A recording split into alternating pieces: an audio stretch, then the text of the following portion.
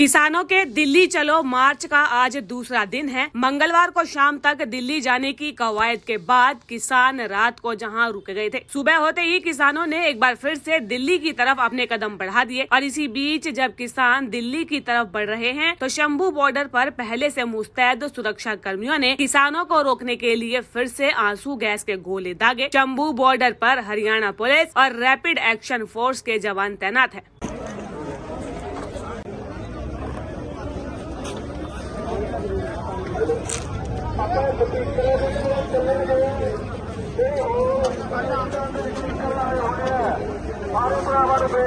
बंद करना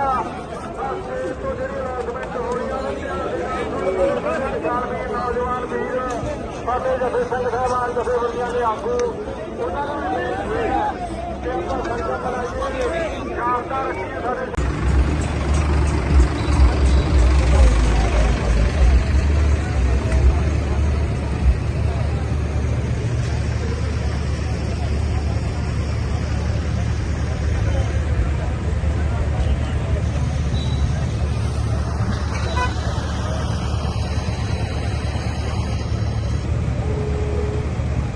मंगलवार को भी सुरक्षा कर्मी लगातार किसानों पर आंसू गैस के गोले छोड़ते रहे ताकि वे आगे ना बढ़े। किसानों के साथ टकराव के बीच में सुरक्षा कर्मियों ने रबड़ की गोलियां भी दागी, जिसमें 50 से ज्यादा किसान और कुछ पत्रकार भी घायल हुए हैं। हालांकि किसानों के साथ टकराव में 20 से ज्यादा सुरक्षा कर्मी भी घायल हुए। पंजाब किसान मजदूर संघर्ष कमेटी के महासचिव सरवन सिंह पंढेर का कहना है कि भारतीय इतिहास का काला दिन है कि किसानों के खिलाफ आंसू गैस का इस्तेमाल किया गया, लेकिन हम पीछे नहीं हटेंगे, अपनी मांगों को लेकर दिल्ली की तरफ बढ़ेंगे।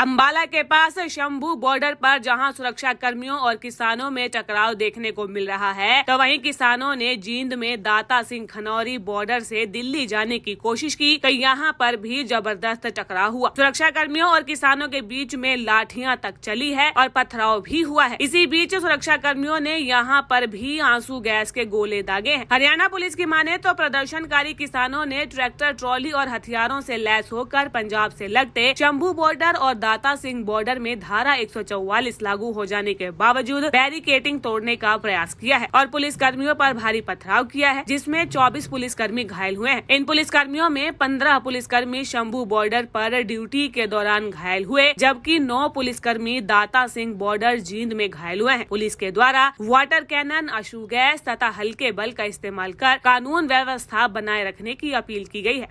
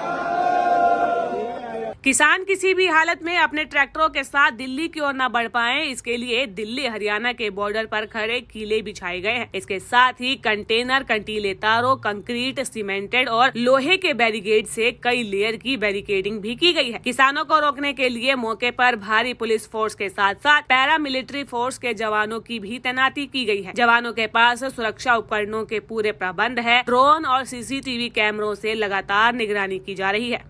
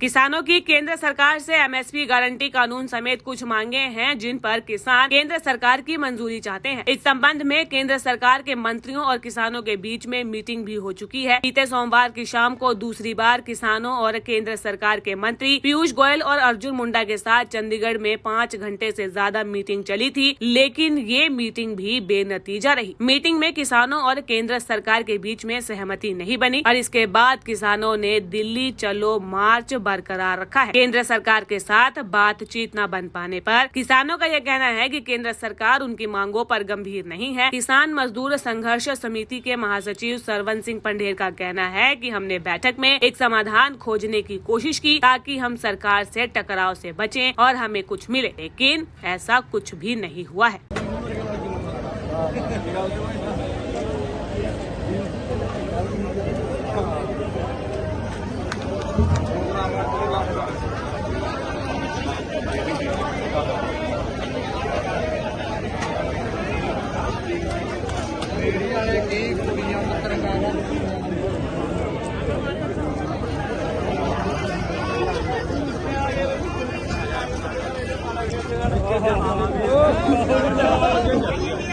वाली